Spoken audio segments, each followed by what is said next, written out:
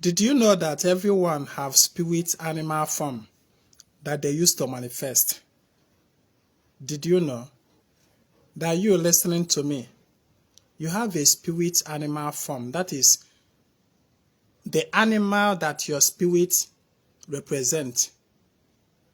The animal totem that your spirit takes. That is anụ mmụọ gị na-echi. Every human being have. Everyone afọ Igbo ọbụla. We have our own unique animal form. Every individual person have. I was just inspired to give this teaching. Just somebody I worked for. Just about for 4 days of today. Yeah, 4 days of today. You know.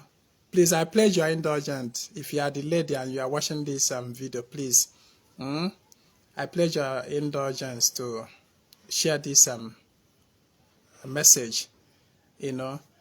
I went to align her with our water people. And then Mekwa Salaka. You know, so she had a dream today. Exactly 4 days in Jualucha 4 market days. So she had a dream today. You know, last night. And she just shared it with me. She had a dream where part of her dream, she had a first part. I'm not going to share that one. Then the second part, she saw herself in the ocean, and I'm meeting, you know, and she now made a request. Naturally, onye nyabo na mmụọ. And when she had the question, her animal spirit form got manifested. Ofu eke python si n'ime dị mmiri wee pụta. Wee na-agba ya n'ọnyanwa dị ya bụ eke. N'onwe ya ka ọ na-afụ ya bụ ife. Ya ihe agbara ya na nlọ n'etiti mmiri. It was total peace and calm with our water people. Or it is. Present continuous. So, onye ọbụla nwere water form. Onye ọbụla nwere spirit form. Onye ọbụla nwere spirit form. She just discovered that her own animal form bụ python. Ọ bụrụ na the python represents ya, na agbara ya na you are that python. No nyanwa that python. No na mmiri. Eghọta. Onye ọbụla nwere, I myself, I know my own. I have my own animal form. And I know it. I know that the next question people will be asking is how will we know? How do we know? The next thing you want to know be now, but you must be bakwa afa na n'ife check ife. Ka e mara your animal form. Maka e gba afa na ata atoko ono. I didn't discover my own through afa. I discovered my own through my dealings with my she. My ka m na-eme ife mmụọ ka m na-aghọtawanye onwe m. Ọ bụrụ ife agbatara m n'afọ, nwa dibịa gbalị m ya n'afa, mụ agbatakwu ya n'afọ onwe m self. Ọ bụrụ ọba ya afa. Ịghọta. It got manifested to me in dream as well. Just like this lady, her own got manifested to her in dream. Ịghọta. Ka ị na-eme ife mmụọ, agbara m gị mụrụ anya na mmụọ, ịmụrụ anya na mmụọ. Ịmụrụ anya na mmụọ. A lot of things about yourself will be revealed to you. Will be revealed to you. Gradually, or na-eme person. O nwere ndị ọ na the animal form bụ ebuno. Pure white ebuno. When they that the animal form bụ eke. When they that the animal form bụ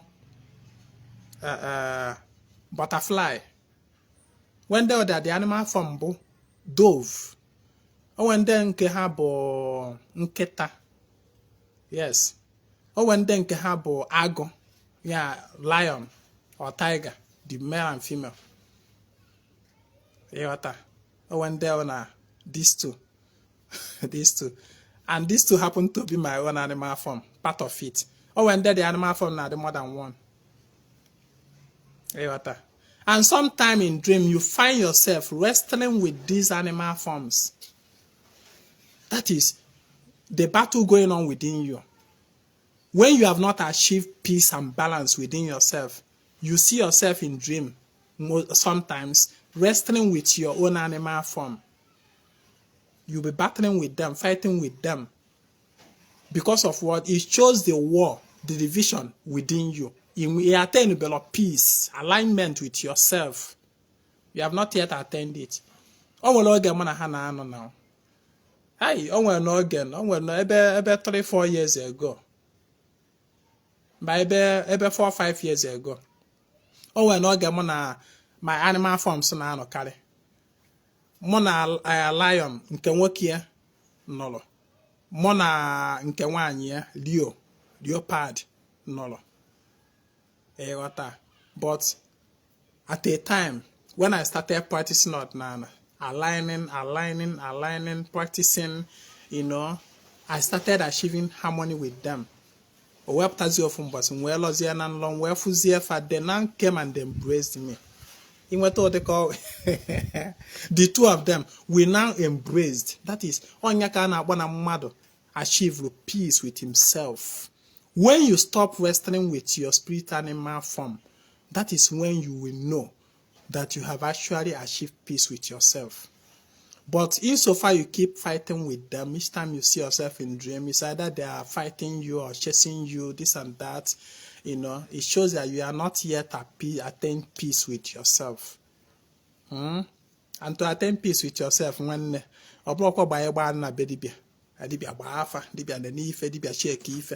when it is by constant practicing alignment.